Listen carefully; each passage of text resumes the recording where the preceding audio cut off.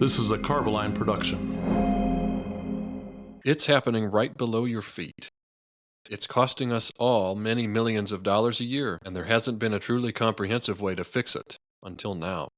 I'm Toby Wall, and welcome back to the Red Bucket Podcast.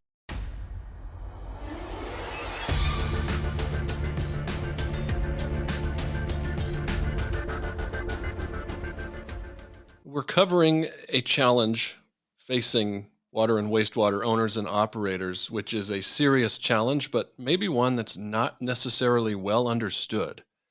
And so between the two of them, our guests today will help us untangle inflow and infiltration and present a rather compelling solution to it.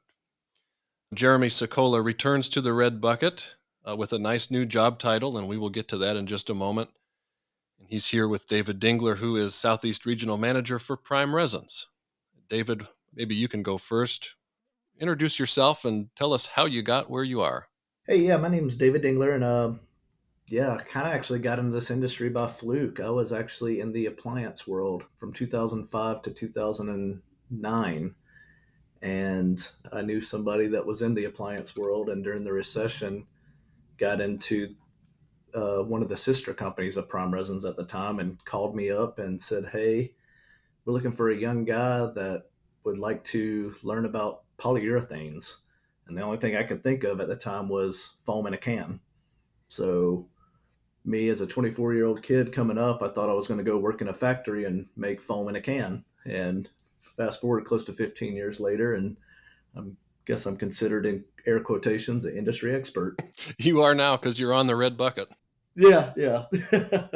Great. Well, Jeremy, welcome back to the Red Bucket. What's been going on with you lately? So, June 1st, I took over the role of Vice President of Prime Resins. Part of that entails strategy and growth for Prime Resins, and part of that is geared towards relearning a lot about the industry that I've been involved with for a little over 20 years now. And I do want to say I've also kept my old job, so I've decided to do two things here. I'm continuing with my function as market manager for water and wastewater for Carboline, as well as Prime Resins is a Carboline company. So I'm pulling double duty. Got to wear more than one hat. That's the rule these days. That's right. You mentioned Prime Resins as a Carboline company, so for the benefit of anybody listening who doesn't know this, Prime Resins is an RPM International acquisition from a few years ago, and then aligned under the Carboline brand about a year ago, I want to say, if that's correct. I believe a year ago exactly this month. Happy anniversary. Yahoo. If there's any two people who we would ask if they have anything smart to say about controlling inflow and infiltration, it's probably you two. And so I'm wondering if we can start by just describing what it is. Infiltration refers to groundwater essentially that seeps into sewer systems, sewer pipes through holes, cracks. Could be joint failures, faulty connections, mismanaged or misaligned items being installed. Inflow is typically stormwater that quickly flows into sewers via roof drains, downspouts, foundation drains, some storm drains, cross connections, and other through-hole man covers and whatnot. So that's kind of the big difference when you hear the technical term I&I. What are the results of it happening? If you can just give us a rundown of what someone might expect to see in these assets or in water wastewater infrastructure. When you see the results of I&I in these structures, you'll see some settlement of the structures themselves. The structures can shift, because a lot of times what will happen as I&I wreaks its havoc on these structures is it'll carry away soils. And so it destabilizes the structure. So you'll often see, if you see a manhole in the road with a big depression around the manhole ring, a lot of times that's settlement of the concrete or the asphalt above because of the soils moving away caused by that inflow of stormwater rushing down through either the manhole lid or from the ring and cover. And then again, you'll see whether it's in a manhole, whether it's in a pipe or a connection. Um, Here in Atlanta, just a few weeks ago, we had some major water main breaks. And what happened as a result of the continued and prolonged erosion of the soils around it, when the water main actually broke, it exposed the huge depressions that were in the road. And then obviously the force of the main itself breaking caused it to create a massive sinkhole. So that's typically what you'll see. Usually the results of I&I are not really seen until it's too late. Until it's too late. Absolutely. Is it fair to say it's happening more often as infrastructure ages around the United States? Yes, absolutely. Absolutely. Yeah, it's from aged infrastructure. If you think about, for instance, let's talk about just manholes for a second. If you look at older manholes that some, are 50, 60, 100 plus years old, many of these are made out of brick. And, the mortar joints in between the brick, service lines put into these manholes, and you have constant infiltration into these. Obviously, that's a result of, an aged asset. But we also have newer assets, newer manholes, pump stations, service lines put into force main or into main lines that maybe the connections weren't done correctly. Maybe gaskets were left out and installed improperly. Lots of variables. The cause can be from, the aged infrastructure, but we also see it in new structures as well. I think that adds a layer, I guess, of complexity that I hadn't quite considered. Not to speak ill of anybody conducting work on these assets, but it is true that human error can play a role in creating these problems, and it's not just merely, you know, a piece of infrastructure is old and crumbling. It could be perfectly fine, just a mistake. Absolutely. Yeah, people have deadlines. There's influx of population coming into all these major cities. Construction's booming, so human error is a large factor as well to consider. You bring up population growth, encroachment, and these infrastructure systems that are built, maybe 15, 20, 25 years ago, and there wasn't really the foresight for in some of these communities, especially in the what we call the Sun Belt, I guess, in the US, where it's just a matter of growth outpacing infrastructure's ability to cope with it. And that's another thing I hadn't considered as a potential cause for some of these issues. Yeah, it goes both ways, Toby. When you have an area that the population booms pretty quickly, it's hard for the infrastructure to keep up with it. So, and to David's point, when you're having to build and there's tight timelines, and we're really trying to support the population with added infrastructure, that causes issues. Conversely, we've got areas that used to have population where maybe the population has dropped. So you see it in both rural areas, in areas where the population is declining, and in the areas where the population is increasing. So it truly is systematic. Are there any ways this has been quantified? I don't know whether it's a dollar sign or what it is, the unit of measurement, but is there a good way to describe or define the scale of I and I? Yeah, I'll give just kind of an average. If you base off one manhole that's leaking an average of about 5 gallons a minute, if you break this down over to a yearly treatment cost, this groundwater that's getting into the sanitary sewer lines that has to be treated, the average currently is about $3.50 per 1,000 gallons to treat this. So if you do the math, just for one manhole leaking an average of 5 gallons a minute, just for using round numbers, you're roughly going to be around 2.6 million gallons a year. And with that treatment cost, you're looking at a little over, just for one manhole, a little over $9,000 to treat this one leak. And just to kind of give you an average for a small municipality, they have an average of about 600 manholes. So say if 10% of those manholes leaked, it's pretty easy to do the math from there. I guess a way to characterize it differently is 9 grand per year per manhole of value that has evaporated, that could either be put toward other projects in the system, or it could be uh, I find this hard to believe it would actually happen, but return to ratepayers in some form or fashion. Absolutely. They're having to retreat this water, whether it's be, from heavy rain events presenting itself as inflow, or if it's through these leaks within our system as infiltration. They work themselves down to that treatment plant, and the operator has nothing to do but treat that water. Mm-hmm. And so typically what that results in is higher rates, especially if that means that a municipality or a city has to increase the size of their treatment plant. This comes at a cost of tens of millions of dollars to the city or the municipality, and that's typically passed on to the ratepayers to pay that. So we are all financially paying for the costs of I&I for sure.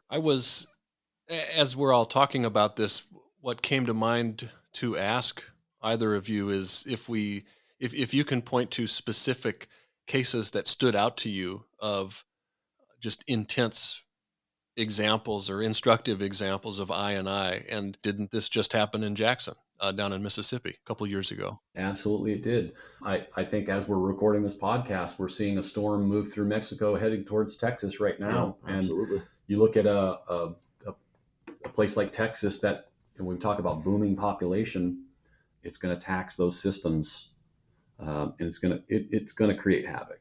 So we're seeing events like this all the time because, again, we're dealing with an aged infrastructure system, especially when it comes to water and wastewater collection systems and our treatment plants. So it was inevitable we would reach a point where small events like this are going to create big issues. And ultimately it comes down to, again, it's all about the economics of it. So this is going to create huge economical impacts for the cities, the municipalities, and the ratepayers that have to, again, bear the cost of this. How good are those stakeholders at recognizing the challenge of I&I, or recognizing if and when they have some sort of I&I event? Honestly, some are better than the others. Being here from Georgia, I know a lot of local municipalities that take more of a proactive approach. One municipality that's close to our headquarters here in Conyers, they actually have some third-party monitoring systems that's staying on top of it. So after a rain event, they could literally track down to where these points are located. But that's, more of these areas that are going back towards the booming population. These are these areas that are growing at an exponential rate. So I see them actually taking a more proactive approach. You get out to more of these rural areas, and then you kind of get to the point where it's like, oh, well, we kind of address it when something fails, unfortunately. Yeah, it's more triage. Yeah, when your maintenance dollars are stretched. And I would say probably the last 10 or 15 years, you see more of a trend, to David's point, to be more proactive about identifying this, because many system owners are identifying how important it is to control I&I. I mean, water is a resource for us, and they understand the importance of, protecting that resource. But capital is also a resource, right? So they look at it that way too, is it's really a way to protect their CapEx and their maintenance dollars by tightening the systems up.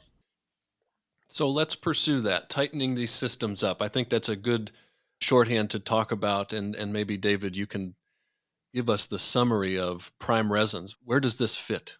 So typically we come in an approach when that I&I is actually found, and where Prime Resins can go in, our Prime Resins contractors in our network, they can go in as an economical method using our materials. There's little to no excavation needed to do this. A lot of the traditional methods were, say, if you had a leaking joint in a manhole, you would have to tear out and replace that, or either dig down and patch it from the outside. With our injection resins, we're able to go in, and the contractors can actually inject through wall, typically through the structure, and inject to seal on the positive side of the leak. So in between the soil layer that's bringing in the groundwater and the structure itself. So not in all cases, but in most cases, this is a fairly fast process to where a contractor can get in and out, sometimes in a couple hours, sometimes in a couple of days, compared to days or sometimes weeks of downtime, lane closures. So return to service is up quickly compared to traditional tear out and replace methods or tear out and patch methods. Prime Resins rolls under the Carboline umbrella last year. David, you said it was exactly a year ago. This is the 1-year anniversary, June. And it creates something that is pretty new in the industry. So explain what happened. Now that Prime Resins falls under Carboline, what that does is it offers us to provide to our customers a pretty unique story, right? So if a contractor previously had a project, let's say, a manhole or pump station, maybe traditionally would have gone to one manufacturer for his coatings and went to another manufacturer maybe for his resurfacing or repair mortars, and then gone to another manufacturer for solutions for leak sealing or leak stopping. Even if he went to one company that was able to outsource those three things to other companies, the difference here is that this is actually all under one roof. So Prime Resins is part of the Carboline family. So we can go to a contractor now and say, hey, listen, we've got specialists for coatings that can help you determine what type of coating that you should use here. And we also have now a specialist for leak sealing, water stopping, controlling I&I. So we can do all of that under one roof. And it really provides that benefit to the contractor, where if an issue arises, for the owner, if an issue arises, as opposed to, 2 or 3 companies pointing fingers at each other, it's a family affair over here. So Prime Resins and Carboline are together. So we can offer leak sealing solutions, resurfacing products, and high performance coatings all under one roof here. I had a conversation this morning with one of our colleagues who's noticed something that can get in the way of that efficiency is in some municipalities, master specifications not really detailing the I&I portion of system maintenance. And so someone who's trying to make a decision, whether that's a forward-looking maintenance decision or something has happened, there's an emergency and they need to act quickly, they might not know really what to do because there isn't any clarity in some of the documents they would look to for guidance. Is that something either of you have noticed as well? Yeah, I'd say it's pretty common. Wouldn't you agree, Oh David? yeah, absolutely.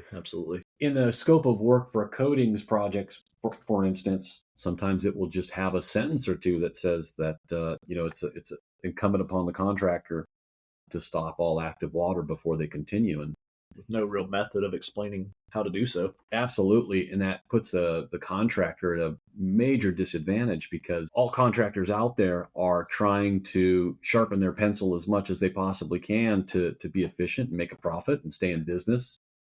And so if you're on a project where you get walloped with an additional $20, $30, $40,000 of worth of work that you have to fit the bill for yourself, that can be hard to swallow.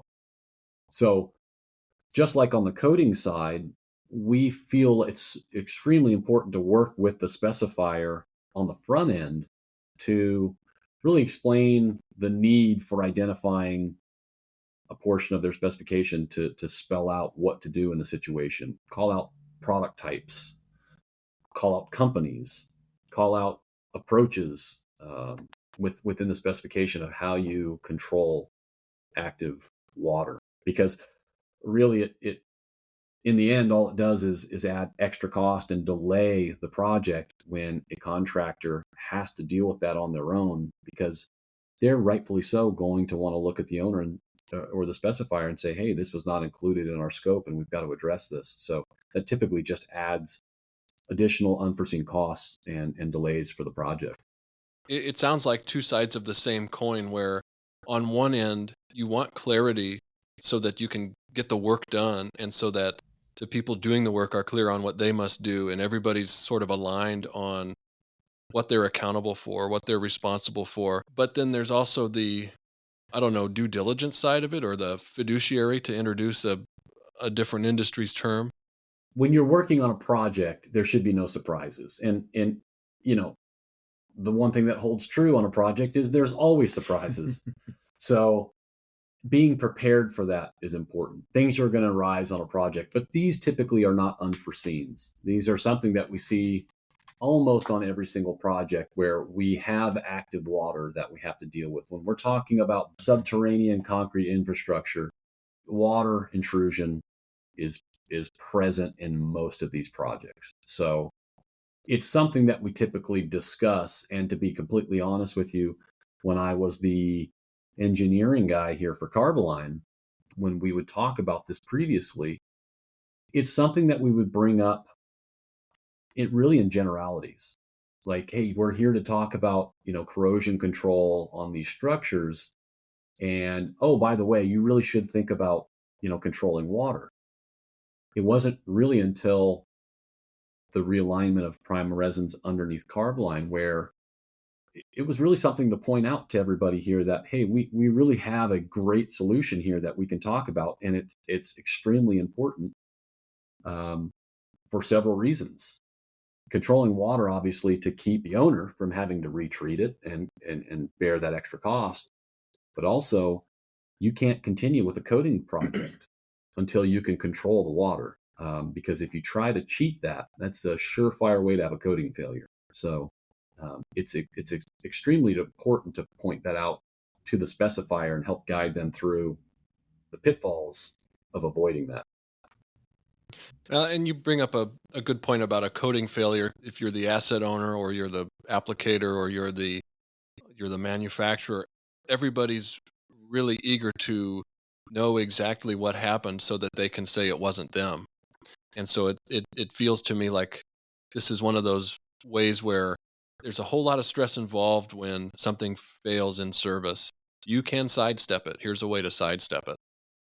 Yeah, being under one roof. Yes, absolutely. Yeah, when we can offer a little bit of extra protection with this type of technology in-house, I think it really makes the contractor and the specifier or owner feel more confident that we're covering all the bases here, because nobody cares about coatings until there's a coating failure. And at least on the coating side, controlling water is a big part of that. So we're all very risk averse over here. We want to give a solution that's going to last and it's going to work. So we're in the same boat as the owner and the specifier and the contractor are. We don't want to see anything fail. So anything that we can do to ensure that, that's what we're going to do. And controlling active water is part of that. We have a comprehensive solution that involves separate technologies, but it's all working toward good maintenance, high performance of systems. I'm wondering if you can say more about how you help contractors who might have previously been siloed, where you have the contractors mainly responsible for leak sealing, repair, resurfacing side of things, and you have contractors who primarily are experienced in coating, and they are not always the Venn diagram there does not always overlap. And here now we have from the manufacturer side, a solution that does overlap. It'd be nice to have contractor bases which also overlap. What does it take to create that? Really, it's about us educating our contractors. Just like them, we're always looking for new avenues of business, and contractors are doing the same. So where historically you may have had a painting contractor who didn't work on concrete, you've seen a lot of those contractors move over towards the concrete side because in water and wastewater, that makes up a majority of the surface area. Well, we're also starting to see that additional business added on where, hey, not only can we repair, resurface the concrete and recoat it, we can also help control active water by adding this on as a service. So we take our contractors, we introduce them to the Prime solutions. Prime Resin works with their contractors, introduces them to coating solutions. So it works vice versa both ways. Absolutely. Mm-hmm. So you are seeing that overlap now. Contractors are becoming more savvy when it comes to working in the structures and being able to take a full system approach. And me being on the sales side, absolutely. I mean, Jeremy's actually worked hand in hand with me even before he took his new title with Prime, helping me out with personal contractors that did leak remediation, and now they're out coating, resurfacing, doing it all. I was actually working out, doing a demo down with our South Florida Carboline rep earlier this week, and I was showing up a presentation and pulled up a slide showing the polyurethane system in action.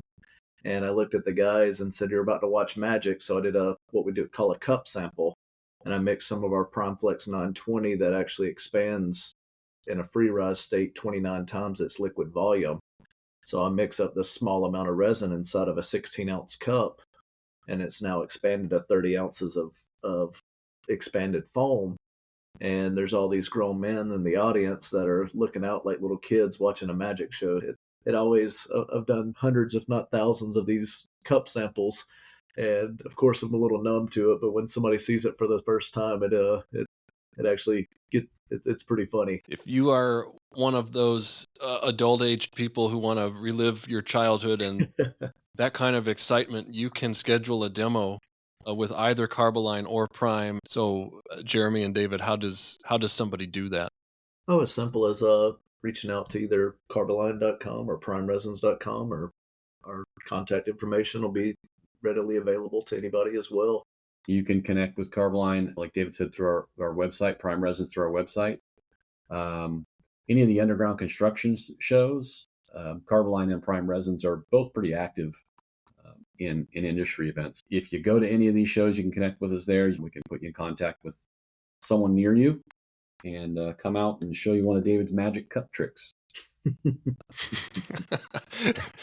David's Magic Cup Tricks might be a podcast episode title. We'll see if we get that one approved by management. Yeah, exactly. I'm not wearing the hat though. If we ever did Red Bucket merchandise, I am thinking a T-shirt now. It's David's Magic Cup Trick. So we've got past the serious part. I think we should get through the fun part, which is the 4 very important questions that we want to make sure our audience hears answered. And I've themed them a little bit so that they're local. And so I'm ready for some drama here, guys. Who does the best pizza in Atlanta? And it's funny because Jeremy and I were arguing about this before the podcast. I picked a small chain that's lots of locations in the Southeast, but I said Mellow Mushroom, and Jeremy had some. Yeah, I'm nothing against Mellow Mushroom. I've eaten many Mellow Mushroom pizzas, but I'm going to say there's a place here in Atlanta called Fellini's Pizza. They've got a few locations, but the Fellini's down on Ponce de Leon Avenue in downtown Atlanta, I'm going to say is I would walk there right now for a slice. How much did they pay you to say that?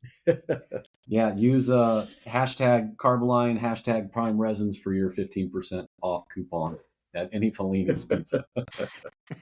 All right. Most fun sports team in Atlanta right now.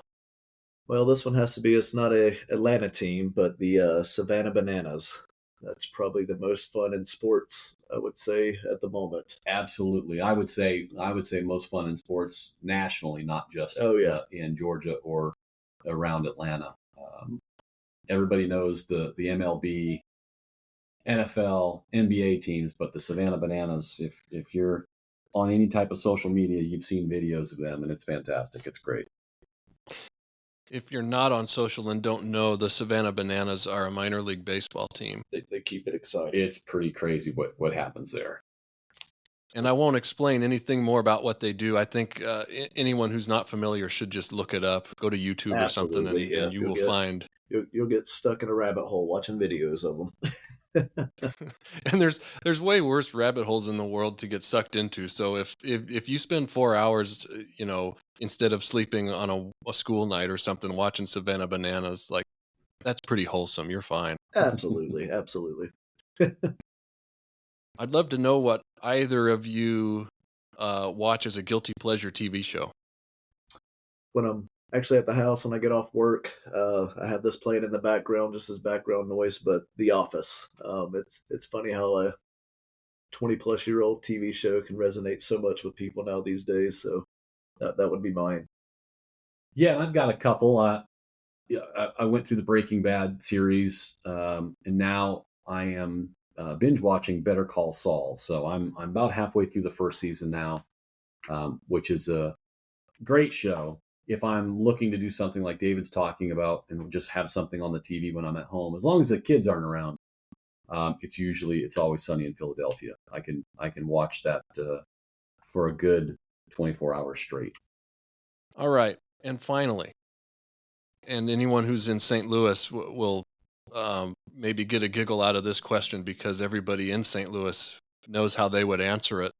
I have a feeling the same might be true for you two down in Metro Atlanta. But do you consider yourself better at driving or worse than driving than the average driver? Better, of course. Better. Hands down. Hands down. It's a free-for-all here in Metro Atlanta. So when you get behind the wheel, you better be a skilled, practiced driver. Absolutely. Or Atlanta will eat you alive. So I would say that we probably grow our drivers a little different here. A little bit, yeah. Absolutely. Very aggressive. Yes. Defensive. We'll call it defensive. When I say we would chuckle here in St. Louis about how we would answer the question, everybody here thinks that they're really great drivers. Very few of them are any good at all. It's very entertaining to me to see, really what a clown show it is here. Well, in Atlanta, I would say, like most things, you just get in there and you figure it out. That's what figure it out as you go. That's what we do here. Is you just jump behind the wheel, start her up, and figure it out. Turn signals in Atlanta are optional. Turn signals, stoplights, yeah, license plates. It doesn't matter it's really. All relative. Just be safe. So on that chaotic note, I think we should end it here. Gentlemen, thank you very, very much for joining us on the Red Bucket. This was a great conversation. Toby, thank you so much for the invite. Yeah, thank you, Toby. It was great catching up.